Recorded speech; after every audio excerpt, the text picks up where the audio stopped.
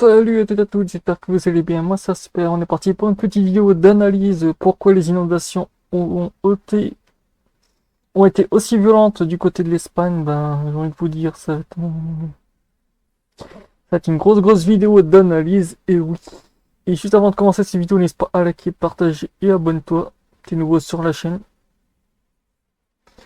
Avant de commencer du côté de Valence et tout, de Valencia en termes anglais, Valencia a connu plusieurs épisodes d'inondations, notamment au cours de ces dernières décennies, souvent causées par des fortes pluies et des tempêtes méditerranéennes. Voici les dates. Les principales inondations. 1957, inondation dévastatrice a frappé Valence. En octobre, a causé le débordement de la rivière Tura. Cet événement a poussé les autorités à rediriger la rivière en dehors de la ville pour éviter des catastrophes futures. On va dire qu'en 2024, cette remise en structure de Tura a généré qu'en fait la montée de la rivière montait à 5,30 m dans les villes.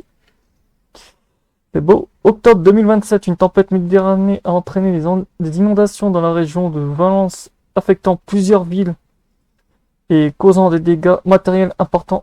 Et en 2019 aussi, une tempête méditerranéenne renommée Dana. Quand vous aurez un séjour sur la chaîne, ce sera quoi, une Dana ou une goutte froide. Dépression LS Dand Nivela Alstom a provoqué de graves inondations dans la région de Valence et d'autres parties en Espagne, causant la destruction des infrastructures et l'évacuation massive. Et on a le 4 novembre 2020, les précipitations importantes ont causé des inondations dans la zone urbaine et côtière de la zone de Valence. Et comme on le remarque, les fréquences de ces inondations se passent toujours du côté de l'automne et où il y a eu des fortes pluies. Donc voilà. Nous, on va plutôt parler des orages à caractère de MSC. Et oui, comme vous allez voir sur cette vidéo que je vais bientôt relancer, hop. Là, vous avez la petite vidéo où vous voyez les orages tourner et tout. Mais moi, je vais vous lancer la petite vidéo d'en dessous. Hop là.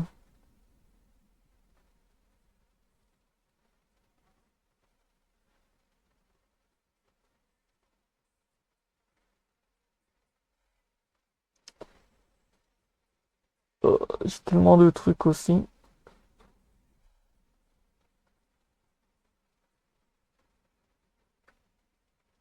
Là, on voit beaucoup d'orages MSC aussi avec de forts caractères dynamiques. Les orages convectifs de mésoéchelle ou MSC ou mésoscale convection complexe sont des puissants systèmes orageux organisés à grande échelle, souvent associés à de fortes précipitations, des rafales de vent, de la grêle et parfois même des tornades. Ces orages couvrent une vaste région, généralement plusieurs centaines de kilomètres, et peuvent persister pendant de nombreuses heures, surtout la nuit. Et oui, ces orages qu'on a eu plutôt en Espagne étaient situés plutôt la nuit.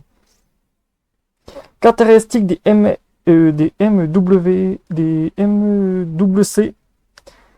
taille durée des MCC, s'étend à une large zone géographique, souvent plus de 100 000 mètres, de 100 000 km². Et l'orage qu'on avait eu du côté de l'Espagne, près de Valencia, faisait 220 000 km, autant vous dire, et peuvent durer entre 6 et 12 heures. Mais ces orages-là qu'on a eu en Espagne ont eu aussi des phases de recyclage. En fait, ils ont rebump. En gros, ils se sont auto-régénérés. Structure et nuages, ils sont caractérisés par une masse nuageuse froide. En fait, les nuages froids en météo, ce sont les gros points rouges, épaisses et homogènes dans la haute stratosphère, qui prend souvent une forme circulaire et épileptique pour bien définir les images satellites infrarouges. Et nous aussi, on a une dynamique et organisation. Les MSC sont alimentés par l'air chaud et humides, souvent d'origine tropicale, qui remontent en altitude, générant une instabilité stratosphérique importante. Ils se reforment fréquemment à la reconvergence de masses d'air et de caractères différents. 4. Développement nocturne. Il atteint souvent leur intensité maximale durant la nuit en raison du refroidissement de la surface terrestre qui contribuera à une condensation et à l'ascension de l'air chaud et humide.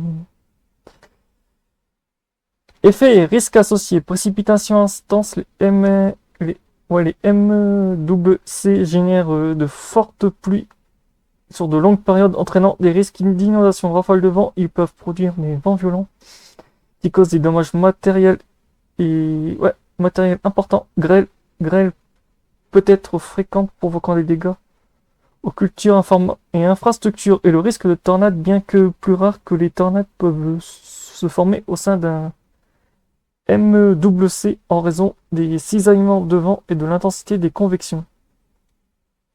On veut dire que ces orages-là sont des orages assez violents. On va plutôt se consacrer au MSC que j'avais parlé du côté de Valencia que vous voyez ici. Celui du côté de Valencia était assez énorme, avec une caractéristique assez explosif, que j'ai envie de vous dire.